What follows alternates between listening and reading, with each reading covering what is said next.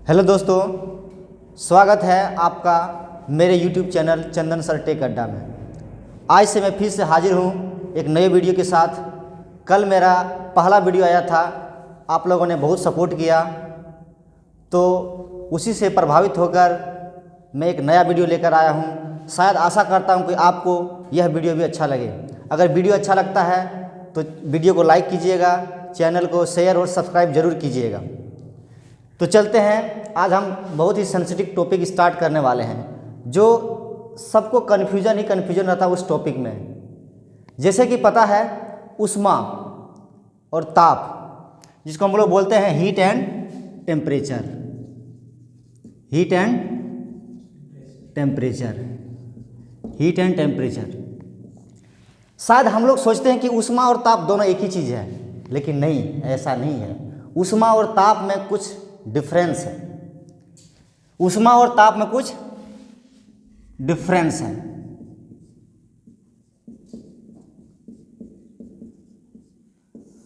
ऊष्मा क्या है और ताप क्या है? हम लोग जनरल भाषा में दोनों को एक ही चीज समझ लेते हैं, लेकिन ऐसा नहीं है।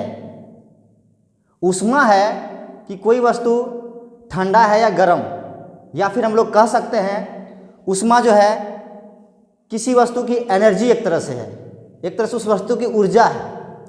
और ताप जो है उस वस्तु में कितनी ऊर्जा है या फिर वह वस्तु कितना ठंडा है और कितना गर्म है, वो उसकी माप होता है ताप, टेम्परेचर। कोई वस्तु कितनी ठंडी है और कितनी गर्म है, वो टेम्परेचर बताता है। ताप बताता है कि वस्तु कितनी ठंडी है और कितनी गर्म है। अगर किसी वस्तु में ऊष्मा है तो या तो वह ठंडी होगी या तो वह गर्म होगी। अगर ज़्यादा ऊष्मा है तो वह वस्तु गर्म होगी, अगर ऊष्मा कम है तो वह वस्तु ठंडी होगी। और हमेशा ऊष्मा जो है गर्म वस्तु से ठंडी वस्तु की ओर ट्रांसफ़र होते रहती है। ऊष्मा गर्म वस्तु से लेकर के ठंडी वस्तु की ओर ट्रांसफ़र होते रहती है। तो ऊष्मा को हम लोग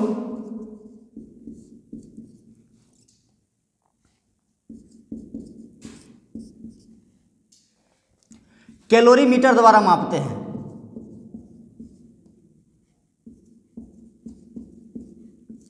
ऊष्मा को हम लोग कैलोरीमीटर द्वारा मापते हैं और ताप को हम लोग थर्मोमीटर द्वारा मापते हैं।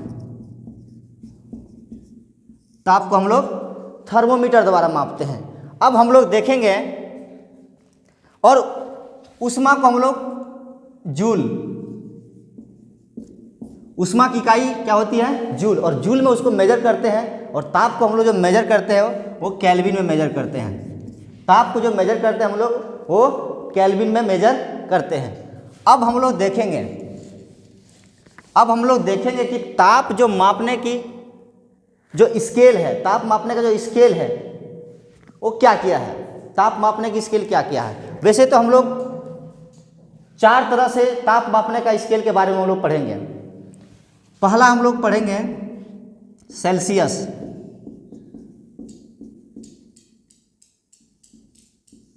सेल्सियस पैमाना। सेल्सियस पैमाना। सेल्सियस पैमाना स्टार्ट करने से पहले 2 चीज़ के बारे में जान लेना बहुत ज़रूरी है, जिससे कि हमको ये समझने में और आसानी हो जाए। ये 2 चीज़ क्या है? ये है मेरा हिमांक और भाप बिंदु। हिमांक और भाप बिंदु, ये 2 चीज़ जानना बेहद ज़रूरी है। इसको समझने में काफ़ी हेल्पफुल होगा हमको। हिमांक होता है जिसको हम लोग बोलते हैं फ्रीजिंग पॉइंट, जिसको हम लोग बोलते हैं फ्रीजिंग पॉइंट, ठीक है। मतलब जिस तापमान पर जल जो होता है जम जाता है उसको बोलते हैं फ्रीजिंग पॉइंट, ठीक है। और हिमांक जिस तापमान पर जल जो है, शुद्ध जल जो है उबलने लगता है, खौलने लगता है, भाप बनने लगता है, वो मेरा होता है भाप बिंदु। बार बार इस दोनों पॉइंट का जिक्र आएगा यहाँ, हिमांक बिंदु और भाप बिंदु दोनों का बार बार जिक्र आएगा, इसीलिए ये पॉइंट मैंने पहले ही बता दिया। तो देखिए पैमाना, पहला मेरा पैमाना है सेल्सियस पैमाना। देखिए सेल्सियस जो है ना, एक साइंटिस्ट के नाम पर पड़ गया है। जितना सारा पैमाना है सब साइंटिस्ट के नाम पर ही पड़ा है, अपने नाम के, जिस साइंटिस्ट ने जिसका खोज किया उसी के नाम पर पड़ गया। ये जो सेल्सियस पैमाना है ये स्वीडन के वैज्ञानिक है। कहाँ के वैज्ञानिक है? स्वीडन। स्वीडन के वैज्ञानिक है सेल्सियस। स्वीडन के वैज्ञानिक है सेल्सियस। इसमें क्या होता है कि जल का जो हिमांक बिंदु होता है, जल का जो हिमांक बिंदु होता है, अभी हिमांक बताए, इसको बोलते हैं फ्रीजिंग पॉइंट। जल का जो हिमांक बिंदु होता है वो 0 डिग्री सेल्सियस होता है, और जल का जो भाप बिंदु होता है वो 100 डिग्री सेल्सियस होता है। हिमांक बिंदु 0 डिग्री सेल्सियस और भाप बिंदु 100 डिग्री सेल्सियस। 0 और 100 के बीच में 100 बराबर बराबर बराबर भाग बांटा गया है। टोटल कितना भाग है? 100 बराबर भाग, 100 भाग है टोटल। 0 और 100 के बीच में 100 बराबर बराबर भाग बांटा गया है, और प्रत्येक भाग को 1 डिग्री सेल्सियस करते हैं। प्रत्येक भाग को कितना डिग्री सेल्सियस? 1 डिग्री सेल्सियस कहते हैं। हाँ, इस स्केल को सेंटीग्रेड पैमाना भी कहते हैं। इस स्केल को सेंटीग्रेड पैमाना भी कहते हैं। सेंटीग्रेड पैमाना, इस स्केल को सेंटीग्रेड पैमाना भी कहते हैं हम लोग। ठीक है, इसका ज़्यादातर यूज किया जाता है वैज्ञानिक प्रयोग में किया जाता है। ज़्यादातर यूज का वैज्ञानिक प्रयोग में किया जाता है। ठीक है, अभी हम लोग सबका रिलेशन देखेंगे, सबका रिलेशन देखेंगे। सेल्सियस पैमाना, फ़ारेनहाइट पैमाना, केल्विन पैमाना, र्यूमर पैमाना, सबका हम लोग रिलेशन देखेंगे। अभी हम लोग जानेंगे कि हमारे शरीर का तापमान सेल्सियस में कितना है, केल्विन में कितना है, र्यूमर में कितना है, फ़ारेनहाइट में कितना है। ये मेरा पहला है सेल्सियस पैमाना। दूसरा आ जाता है फ़ारेनहाइट।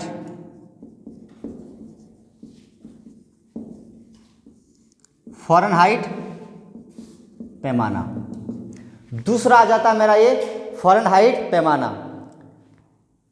फ़ारेनहाइट भी एक वैज्ञानिक ही है जो जर्मनी का है। जर्मनी का वैज्ञानिक है। कहाँ का वैज्ञानिक है? जर्मनी का। जर्मनी का वैज्ञानिक है फ़ारेनहाइट। और इसी फ़ारेनहाइट के नाम पर भी इसका नाम पड़ गया फ़ारेनहाइट पैमाना। सेल्सियस पैमाना हिमांक बिंदु 0 डिग्री सेल्सियस था, वहीं फ़ारेनहाइट पर हिमांक बिंदु क्या मेरा होगा? फ़ारेनहाइट पर हिमांक बिंदु मेरा होगा 32 डिग्री फ़ारेनहाइट। 32 degree Fahrenheit. ठीक है, और इसका भाप बिंदु हो जाएगा 212 डिग्री फ़ारेनहाइट। इसका भाप बिंदु हो जाएगा 212 डिग्री फ़ारेनहाइट, मतलब फ्रीजिंग पॉइंट 32 डिग्री फ़ारेनहाइट, और ये बॉइलिंग पॉइंट जो होगा 212 डिग्री फ़ारेनहाइट। 212 degree Fahrenheit. ये इन दोनों के बीच 180 बराबर भाग बांटा गया है। इन दोनों के बीच अगर डिफरेंस देखेंगे तो टोटल 180 बराबर बराबर भाग आता है, और प्रत्येक भाग को हम लोग बोलते हैं 1 डिग्री फ़ारेनहाइट। 1 डिग्री फ़ारेनहाइट, प्रत्येक भाग को बोलते हैं हम लोग 1 डिग्री फ़ारेनहाइट। इसका ज़्यादातर यूज डॉक्टरी लाइन में, चिकित्सा लाइन में किया जाता है। हम लोग शरीर का तापमान जिसे बोलते हैं, डॉक्टरी क्षेत्र में थर्मामीटर जो होता है तापमान जो मापा जाता है फ़ारेनहाइट में मापा जाता है। चिकित्सा क्षेत्र में इसका ज़्यादा उपयोग किया जाता है। ठीक है, तो सेल्सियस और फ़ारेनहाइट देखिए, सेल्सियस जो होता है 0 डिग्री से शुरू होता है हिमांक बिंदु और ख़त्म होता है 100 डिग्री सेल्सियस पर ये भाप बिंदु। ठीक है, तो सेल्सियस और फ़ारेनहाइट में संबंध क्या है? C/100 और F-32 डिवाइडेड बाय 180, ये दोनों में संबंध है। अभी हम लोग देख रहे हैं सेल्सियस और फ़ारेनहाइट में संबंध।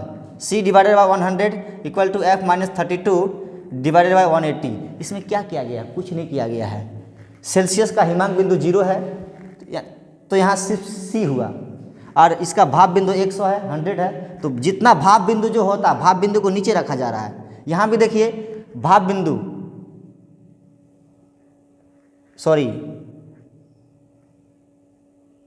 भाप बिंदु नहीं, ये इसका हो गया टोटल कितना, दोनों के बीच कितना भाग में बांटा गया? 180 भाग में बांटा गया है, तो ये 180 यहाँ रखा गया नीचे। तो ये सेल्सियस और फ़ारेनहाइट में मेरा ये संबंध है। ये सेल्सियस और फ़ारेनहाइट में संबंध है।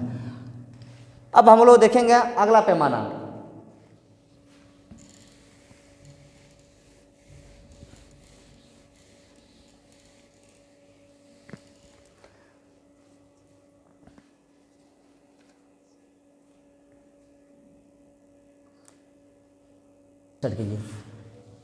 तो मेरा अगला जो है, अगला पैमाना जो है र्यूमर पैमाना है।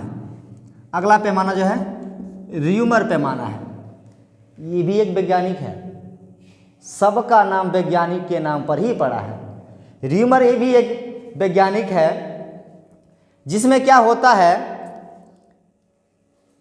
बता दूं पहले, ये फ्रांस के वैज्ञानिक है, फ्रांस के ही वैज्ञानिक है र्यूमर, फ्रांस के ही एक वैज्ञानिक है र्यूमर। इसमें क्या होता है, हिमांक बिंदु होता है, हिमांक बिंदु होता है 0 डिग्री र्यूमर, और इसका भाप बिंदु होता है, भाप बिंदु होता है 80 डिग्री र्यूमर। इसका भाप बिंदु 80 डिग्री र्यूमर और हिमांक बिंदु 0 डिग्री र्यूमर। हिमांक बिंदु मतलब फ्रीजिंग पॉइंट, जल का फ्रीजिंग पॉइंट कितना होता है 0 डिग्री र्यूमर में, और भाप बिंदु 80 डिग्री र्यूमर। इन दोनों के बीच 80 बराबर भागों में बांटा गया है। टोटल दोनों के बीच डिफरेंस है 80, इसलिए 80 बराबर भागों में बांटा गया है, और प्रत्येक भाग को 1 डिग्री र्यूमर कहा जाता है। प्रत्येक भाग को 1 डिग्री र्यूमर कहा जाता है। ठीक है, र्यूमर में कुछ खास नहीं है, याद रखना है, फ्रांस का वैज्ञानिक र्यूमर ने खोज किया है, इसी का नाम पर पड़ गया है। हिमांक बिंदु 0 डिग्री र्यूमर, भाप बिंदु 80 डिग्री र्यूमर, दोनों के बीच 80 बराबर भाग बांटा गया है। प्रत्येक भाग को 1 डिग्री र्यूमर कहते हैं। अगला मेरा है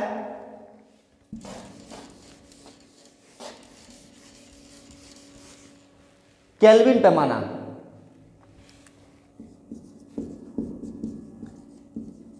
अगला मेरा है केल्विन पैमाना। ये भी कोई दूसरा आदमी नहीं, ये भी एक साइंटिस्ट है। इसका इस पैमाने का नाम भी केल्विन के नाम पर ही पड़ा है। ये केल्विन जो है, हमारे केल्विन साहब जो है, ये इंग्लैंड के वैज्ञानिक हैं, इंग्लैंड के वैज्ञानिक है। केल्विन साहब जो मेरा है इंग्लैंड के वैज्ञानिक है, वही इंग्लैंड जिन्होंने हमें बहुत दिन तक गुलाम बना के रखा। ये केल्विन, इसमें भी देखेंगे कि हिमांक बिंदु कितना होता है। इसमें भी देखेंगे कि हिमांक बिंदु, जिसको बोलते हैं फ्रीजिंग पॉइंट, इसमें होता है 273 के। इसमें डिग्री नहीं पड़ता, ध्यान दीजिएगा, सिर्फ के है यहाँ डिग्री, ये डिग्री नहीं देना है। 273 के, 273 केल्विन होता है हिमांक बिंदु, और भाप बिंदु इसका होता है, भाप बिंदु होता है 373 के। इन दोनों के बीच अगर डिफरेंस देखिएगा, टोटल का डिफरेंस है 100, टोटल का डिफरेंस है 100। कहने का मतलब है इन दोनों के बीच 100 बराबर भागों में बांटा गया है। ठीक है, और प्रत्येक भाग को 1 केल्विन कहते हैं। प्रत्येक भाग को क्या कहते हैं? 1 kelvin, not 1 degree kelvin, only kelvin. प्रत्येक भाग को 1 केल्विन कहते हैं। ठीक है, तो ये मेरा टोटल 4 पैमाना है, सेल्सियस, फ़ारेनहाइट, र्यूमर, केल्विन। अब देखेंगे चारों में क्या संबंध है, चारों में क्या संबंध है। अब देखिए, सबसे पहले मैं एक चीज़ बता देना चाहता हूँ कि मनुष्य के शरीर का सामान्य ताप जो 37 डिग्री सेल्सियस होता है, जो हम लोग सब जानते हैं कि मनुष्य के शरीर का सामान्य ताप 37 डिग्री सेल्सियस होता है। ठीक है, यही ताप केल्विन में कितना होगा, फ़ारेनहाइट में कितना होगा, र्यूमर में कितना होगा। ठीक है, तो देखते हैं। तो सबसे पहले ये 4 जो पैमाना हम लोग देखे, चारों पैमाने में क्या रिलेशन है, क्या संबंध है, उसके बारे में थोड़ा सा डिस्कस कर लेते हैं। तो चारों में जो संबंध है, इसको हम लोग यहाँ लिख रहे हैं, C/100 equal to F-32/180 equal to R/80 equal to K-273/100। Sorry, एक जीरो ज़्यादा पड़ गया। ये रिलेशन मेरा है इन चारों पैमाने में। अगर इसको थोड़ा सा शॉर्ट करूं तो देखिए, 20 का टेबल में आ जाएगा 100 5 बार में, ये भी आ जाएगा 9 बार में आ जाएगा 20 का टेबल में, ये भी आ जाएगा 5 बार में, नहीं सॉरी 4 बार में, ये भी आ जाएगा 5 बार में। तो अगर इसको फिर से लिखें तो C divided by 5 equal to F minus 32 divided by 9 equal to R divided by 4 equal to K minus 273 divided by 5। ठीक है, इसको याद करने का सिंपल तरीका है।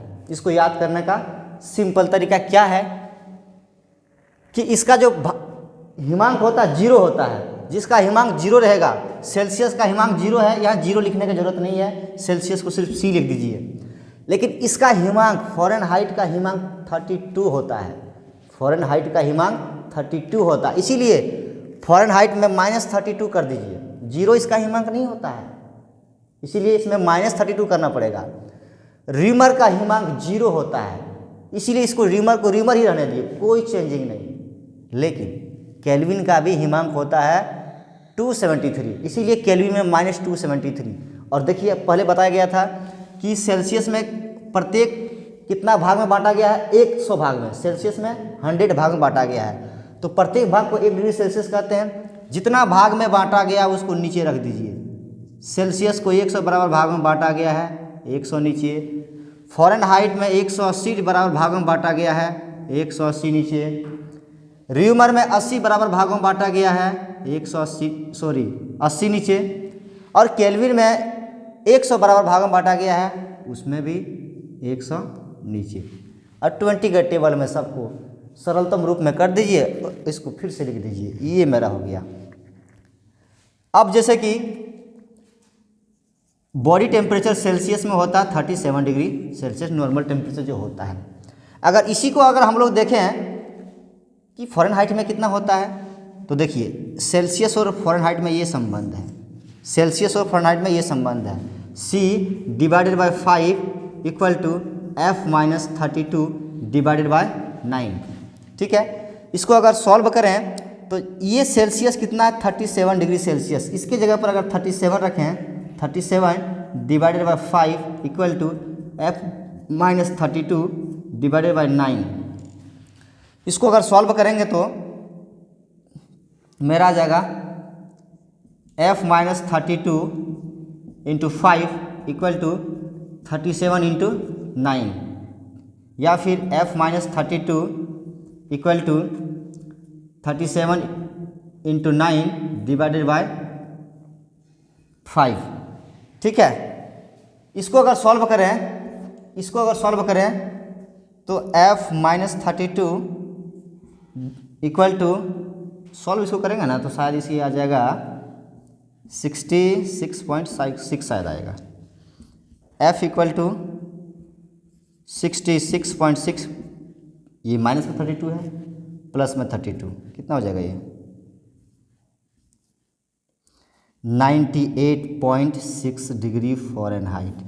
ये मेरा आ जाता है फ़ारेनहाइट में टेम्परेचर। यही डॉक्टर साहब जब हम लोग टेम्परेचर मेजर करता बुखार के समय बोलता है 103, 104, 105, 102, हालत ख़राब। 105 सेल्सियस में नहीं है, वो फ़ारेनहाइट में है।